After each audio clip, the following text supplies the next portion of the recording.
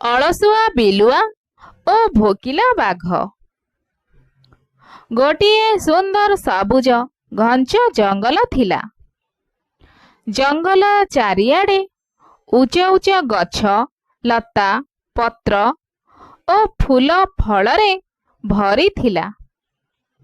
ସକାଳ ହେଲେ ପକ୍ଷୀମାନେ ମିଠା ସ୍ୱରରେ ଗୀତ ଗାଉଥିଲେ।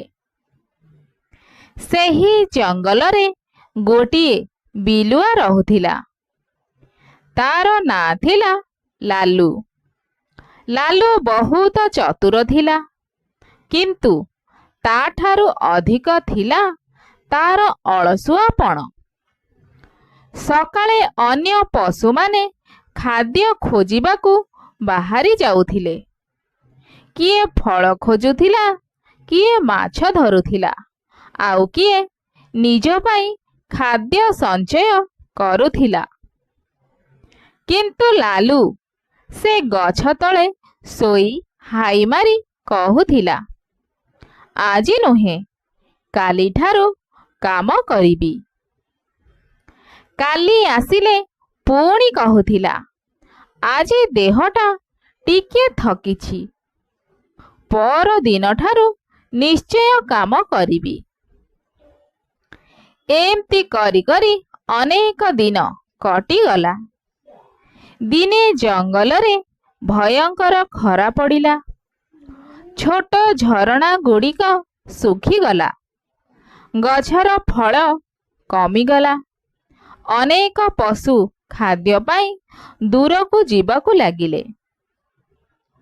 ଲାଲୁ ତଥାପି ନିଜ ଗୁମ୍ଫାରେ ପଡ଼ି ରହିଲା। କେହି ନା କେହି ଖାଇବା ନେଇ ଆସିବ, ସେ ଭାବିଲା। କିନ୍ତୁ କେହି ଆସିଲେ ନାହିଁ।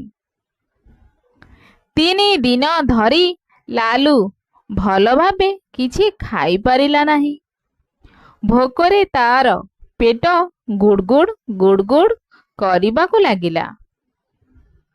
ସେତେବେଳେ ହଠାତ୍ ଦୂରରୁ ଏକ ଭୟଙ୍କର ଗର୍ଜନ ଶୁଣାଗଲା। ଲାଲୁ ଡରିଯାଇ ଗୁମ୍ଫାର ମୁହଁ ଆଡ଼ରୁ ଦେଖିଲା। ଜଙ୍ଗଲର ବାଘ ଭୀମ ଖାଦ୍ୟ ଖୋଜି ଘୁରୁଥିଲା। ଭୀମ ମଧ୍ୟ ଅନେକ ଦିନ ହେଲା ଶିକାର କରିନଥିଲା।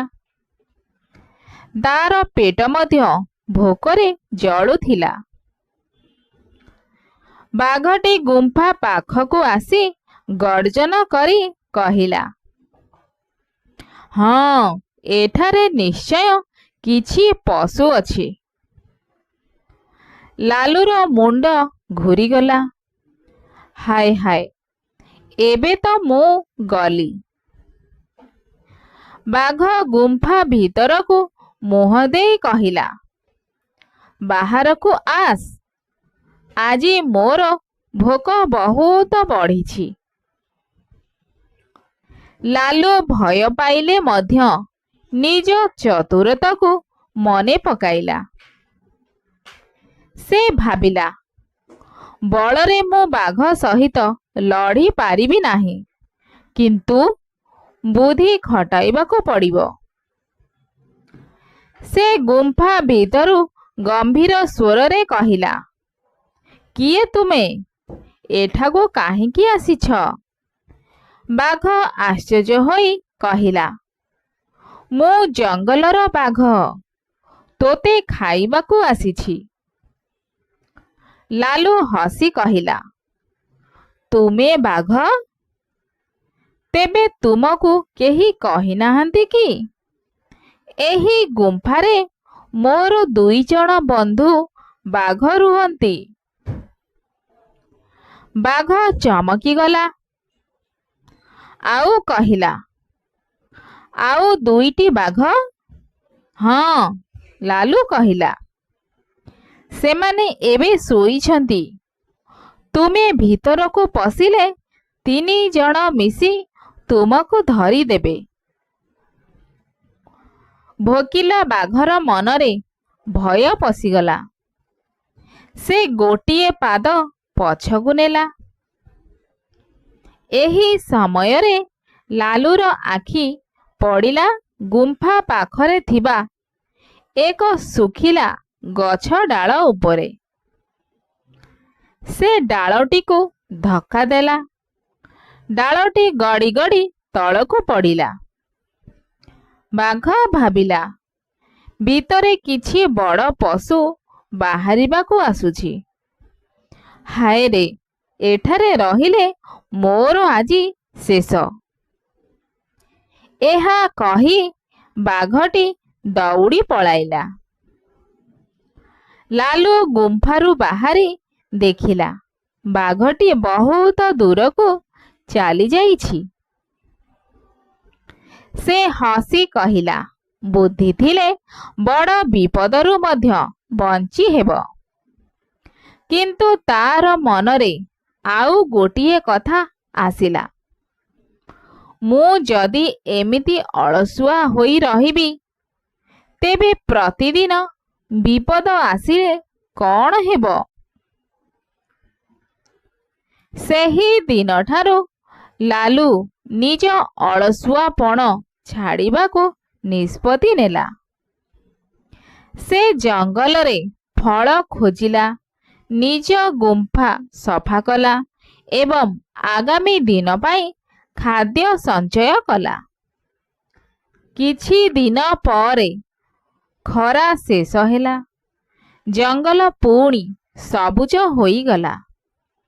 ଆଉ ଭୋକିଲା ବାଘ ଭୀମ, ସେ ମଧ୍ୟ ସେହି ଦିନଠାରୁ ଶିଖିଲା ଯେ କେବଳ ବଳ ଉପରେ ଭରସା କଲେ ହେବ ନାହିଁ, ବୁଦ୍ଧି ଓ ସତର୍କତା ମଧ୍ୟ ଦରକାର।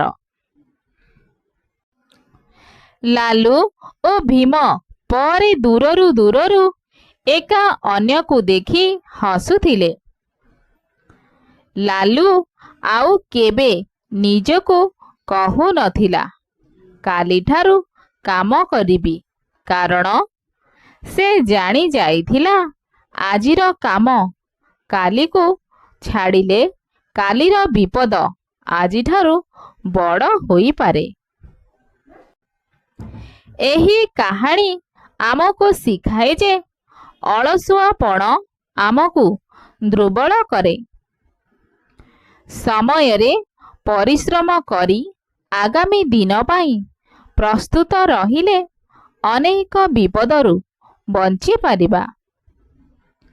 ଆଉ ବିପଦ ସମୟରେ ଭୟଭୀତ ନ ହୋଇ ଶାନ୍ତ ମନରେ ବୁଦ୍ଧି ଖଟାଇବା ଦରକାର।